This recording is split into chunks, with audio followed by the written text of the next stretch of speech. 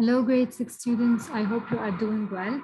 Today we are starting with Unit 4, Challenges. The title of our lesson is Treasure in the Attic, and this is Miss Maha Mohsen. This lecture, as you can see in the slide in front of you, it will be like a game. So first of all, if you are an online student, I want you to pause this video and do some brainstorming on the word challenges. What do you think the word challenges mean? After that, imagine yourself that you are in a maze and you have to reach to a destination. How could you reach that destination without taking the right path? Now I am challenging you to do either A or B, which means to take either path A or path B for you to reach the destination in that maze.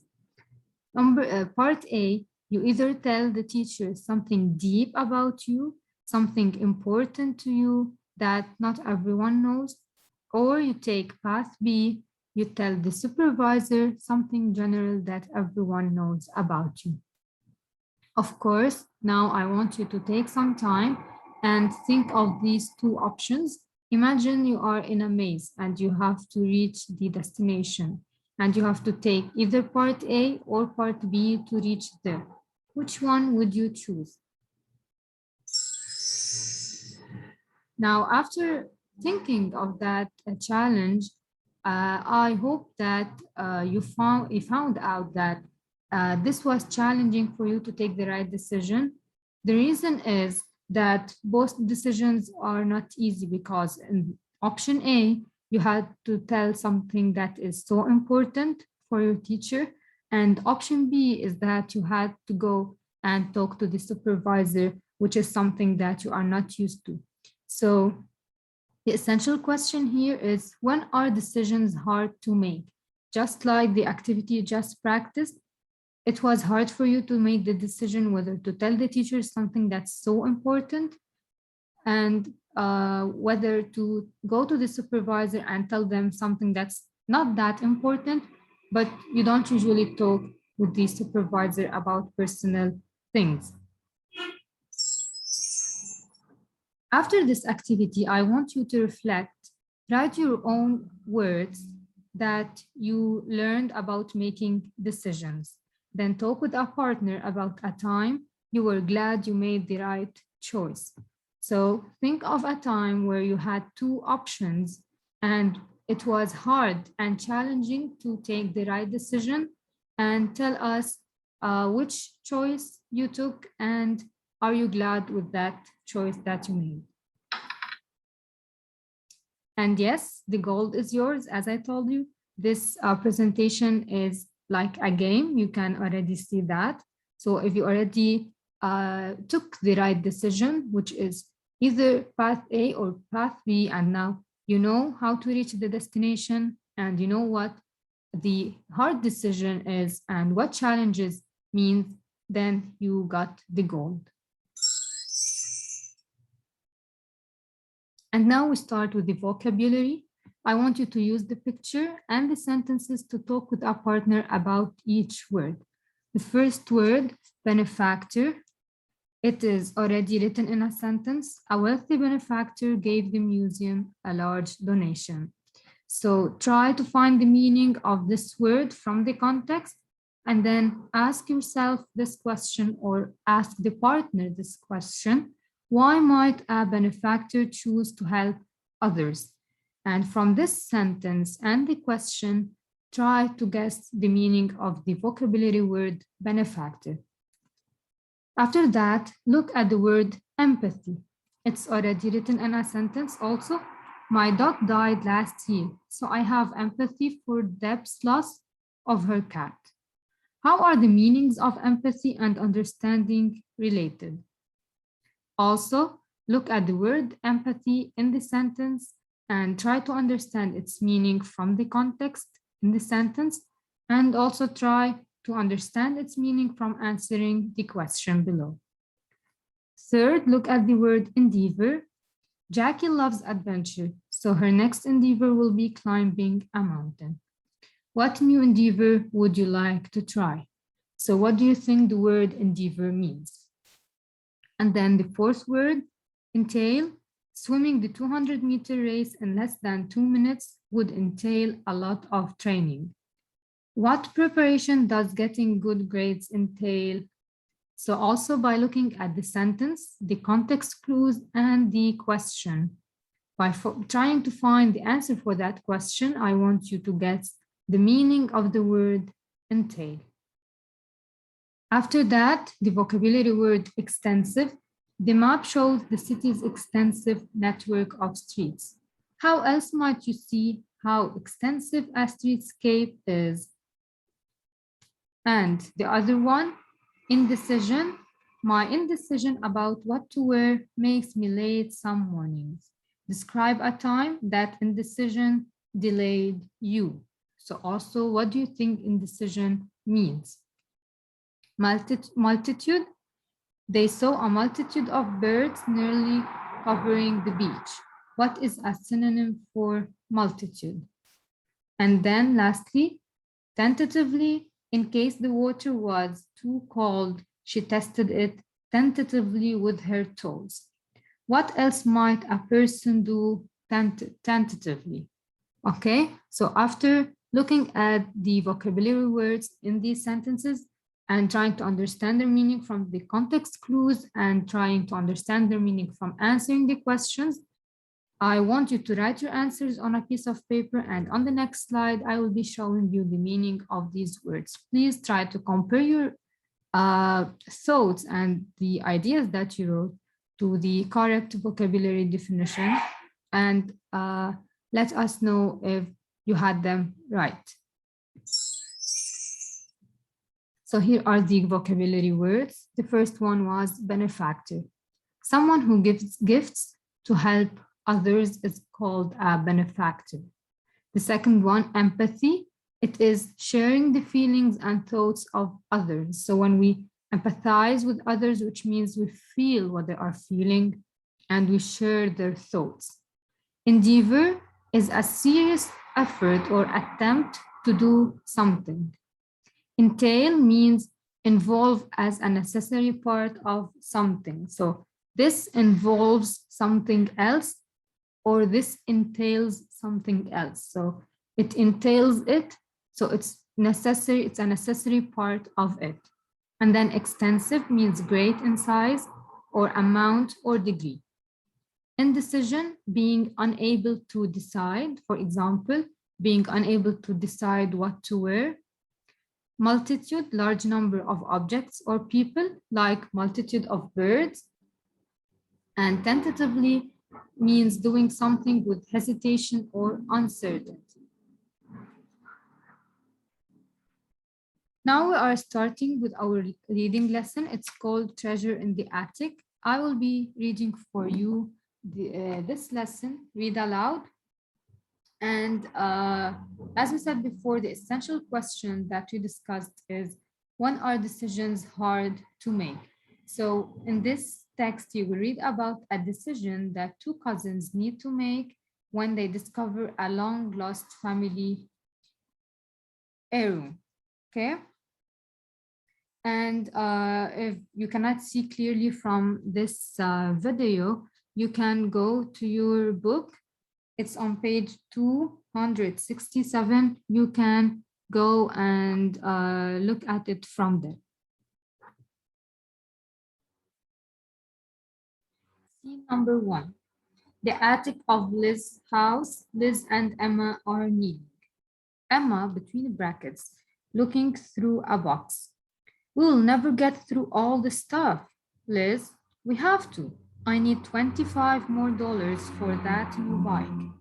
My dad says we can sell at a yard sale anything we find up here. You can keep half of whatever we make. Emma, coughing, I know, I just didn't realize it would entail breathing in so much dust. Liz, with enthusiasm, I don't think anyone has looked at grandpa's and grandma's stuff since they moved to Florida. There's a multitude of treasures up here. Emma, Be on the lookout for a pair of pearl earrings. Grandma says great grandma forgot what she did with them. You're supposed to inherit them since you're the oldest heir among the grandkids. Liz, wow, I hope they're worth a lot of money. Emma, if I had something of great grandma's, I would never sell it. Liz, finding an old diary, flipping pages. Wow, a diary? Listen to this, and she starts reading. October 7, 1936. I feel such empathy for Anna Snow and her family. They may have to leave us to find work elsewhere. This terrible depression has bred such suffering for our neighbors. We are fortunate that Albert's income is not solely dependent on local business. My new endeavor is to be Anna's benefactor. If I gave her my pearl earrings, Anna could sell them to pay debts. She would surely do the same for me. But can I? Albert would never approve if I gave away his wedding gift to me. Yet I must do it. It will be our secret, Anna's and mine. Emma excitedly. So that's what happened to great grandma's earrings? Anna Snow must have been a wonderful friend. Could hers be the same family that owns Snow's General Store? Liz, let's go find out.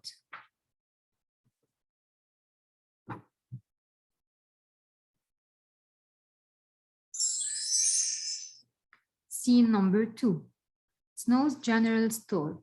Enter Liz and Emma. Mr. Snow. Good morning. May I help you, young ladies? Emma, tentatively.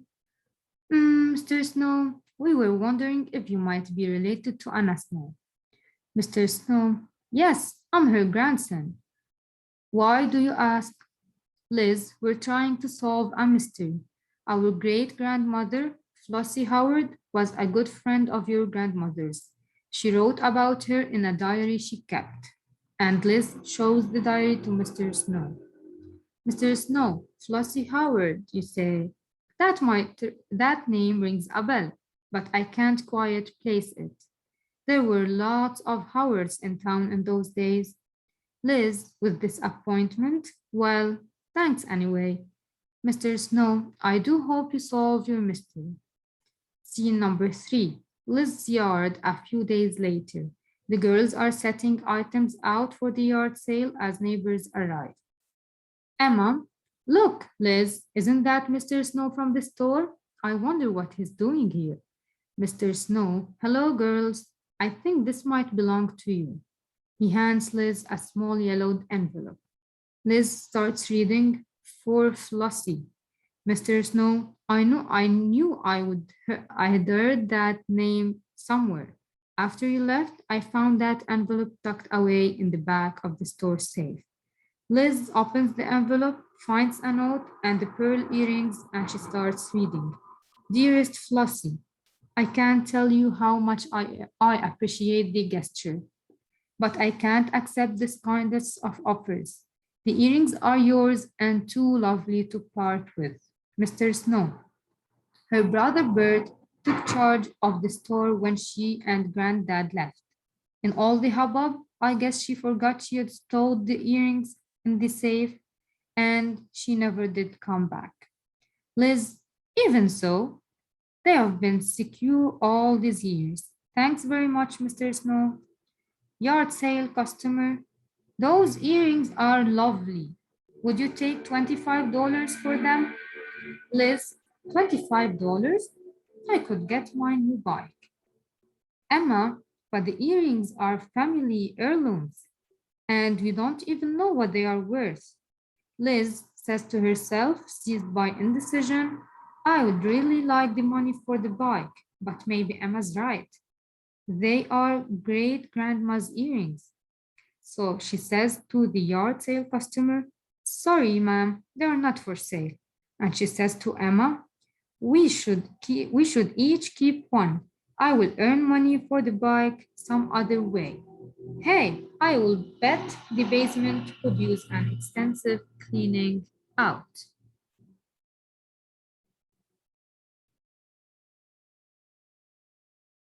And now that you have read this text, I want you to guess what is the genre of the text. Please also, if you are an online student, pause this video and guess the genre of the text. The next slide, I will be showing you the genre. So the genre for this text is drama. The title of this text is Treasure in the Attic. Treasure in the Attic is a play. It is a work to perform on a stage. So what is a play? A play is written as lines of dialogue to be spoken by actors. And it has stage directions to indicate setting and action. It may have long sections, acts, and short sections, which called scenes. So as you saw in the drama or the play that we were just reading, we had Emma and we had Liz and we had Mr. Snow and we had the yard sale customer, and there was a dialogue. They were talking to each other. So this is called a play because this can be performed on a stage where characters, each person represents a character, and they say their lines, and the sections, we have long sections and short sections. The long sections are the acts, so the characters would act the long sections on the stage. However, the short sections are scenes. For example, when you have between the brackets that Liz shows the diary to Mr. Snow.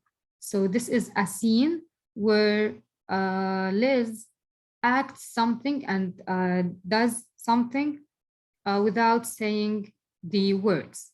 So that is why this text is a drama, it's a play, and this is the genre of the text.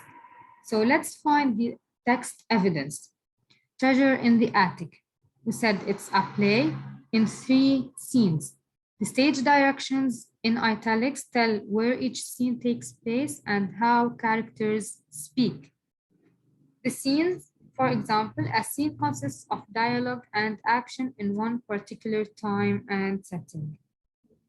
The stage directions are described, or they describe the setting and the character's action, and they are not spoken by the actors. For example, Emma looks through a box. So if there's a character on the stage taking the role of Emma, that character would do the directions that are between the brackets, and that character would look at the box without saying anything at that time. And now it's your turn to tell your partner why the action in Treasure in the Attic is divided into 3 scenes. Then find 2 stage directions that identify a setting and 2 that describe a character's action. Tell how these stage directions help you visualize the plot of the play. For example, if you go back to the first scene where Emma, she was coughing in that closed place with the old things, and then she said, I just didn't realize it would entail breathing in so much dust. So you can understand that she's coughing because there is dust and that place is not getting clean. All right. After that, we will talk about the summary. As you learned before in previous years, how to summarize or how to look for the plot in a story, the main events. In a summary, you also look for the most important events in a text or in this drama. So just as you would for a story, you can summarize a play to help you understand and remember the most important events in the plot. Pause after reading each of the 3 scenes in Treasure in the Attic to review key plot events. Let's find text evidence. Reread scene number 1 on page 267 and identify the key details and use them to retell in your own words what is the most important in this scene. Now you can also pause this video and go do it on your own and look for the most important events in the first scene. And let's look now at this together. I read that two cousins are looking in the attic for things to sell at a yard sale. So after reading the scene, you can say that for yourself, that you read about two cousins, Emma and Liz, and they were looking in the attic for things to sell at a yard sale. Liz finds their great-grandmother's diary, and after that they read about earrings they know have been missing, and then they go to solve that mystery. And after that, they learn that such earrings should not be sold out to someone else, and they should be kept as a memory and from one generation to another. Okay, so that way you can read the scene and identify the only important events. Now it's your turn to read these scenes number 2 and 3, practice what we just said, and find the most important events. Now, our fourth part in this game theme in this lecture is homophones. Now, I don't expect you to know homophones just by saying homophones, so let's look at the next slide. I want you to read these 4 words, read each 2 words that are beside each other and compare them. Do they sound the same? Now, if you are an online student, please pause this video and read them on your own. And now I will be reading them. The first one is be, for example, be quiet, please. And the second one is bee, which is the bee that makes honey. So as you can hear, the first one and the second one have the same sound. I'm pronouncing them the same way. So be and be. Be quiet, please, or the bee that makes honey. However, you can see in front of you that they are written differently, they are spelled differently. The first one has the letter B and the letter E. However, the second one has the letter B and double the E.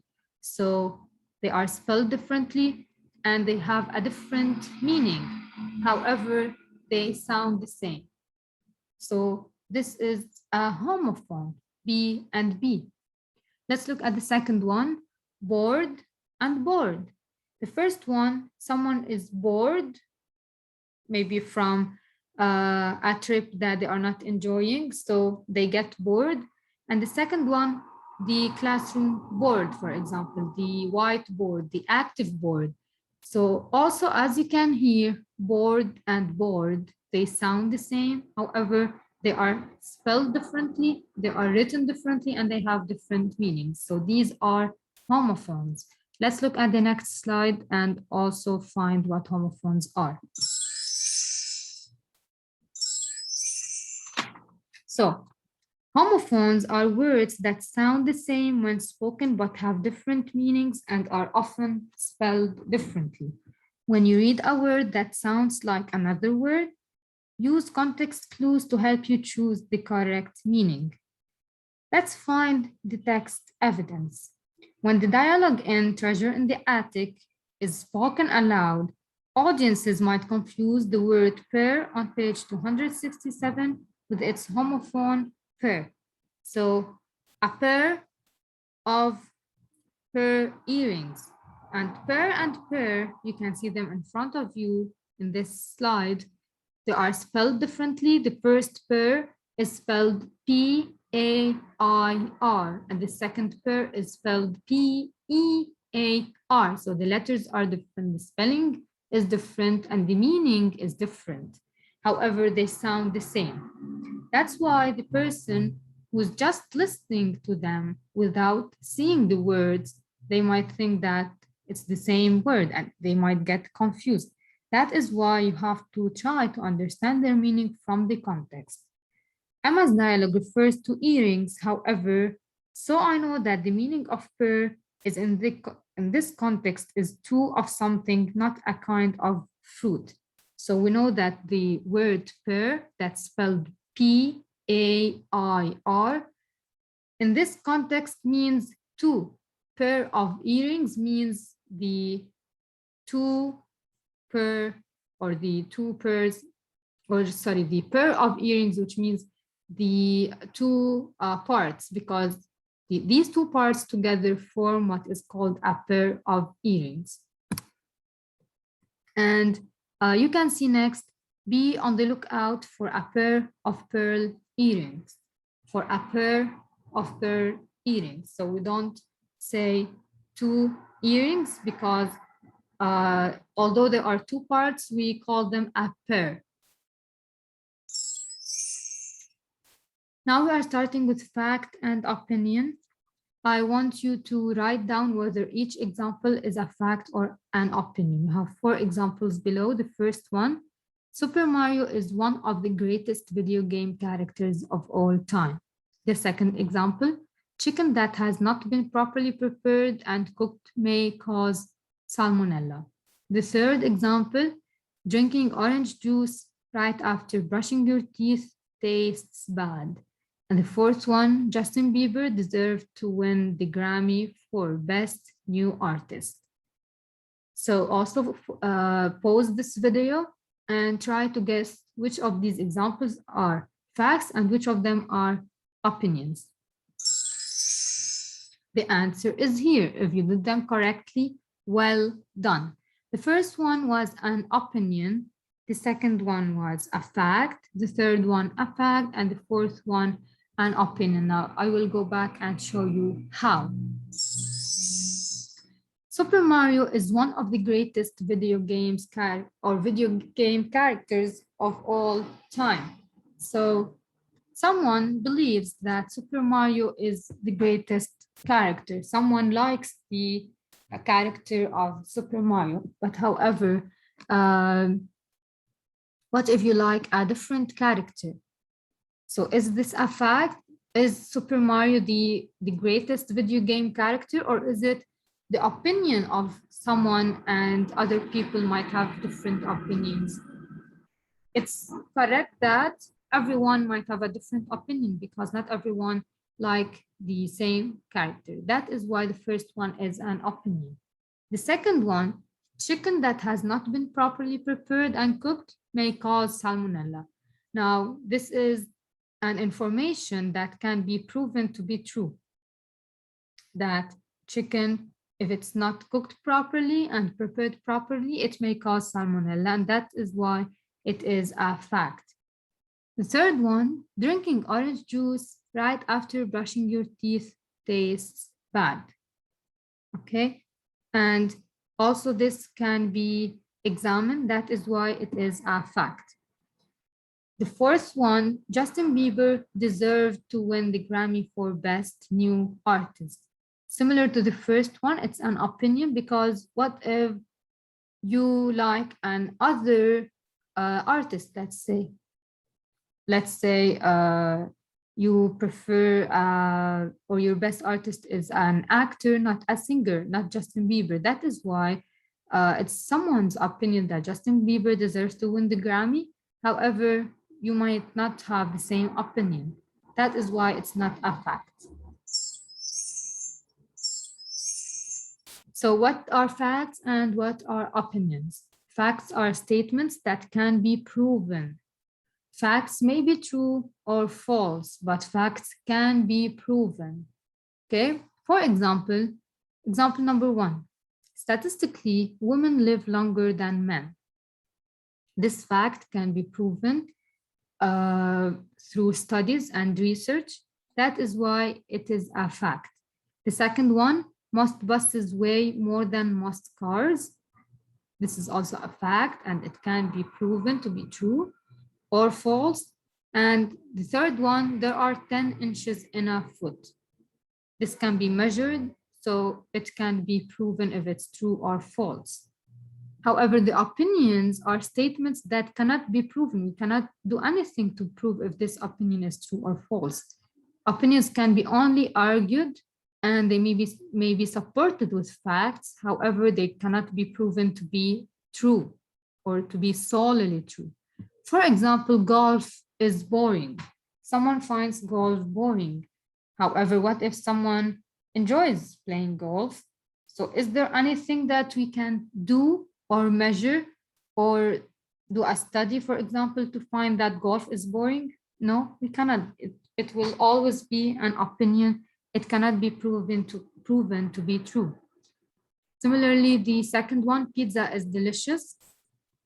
It's an opinion, and math is the hardest subject. It's an opinion. And by now we have finished this lecture. Congratulations for completing all the parts. You are the best spirit. To prove it, you can fill in your special treasure hunt diploma and print it. Here you go. Thank you for watching this video. If you have any question, you can always send me an email. Have a nice day.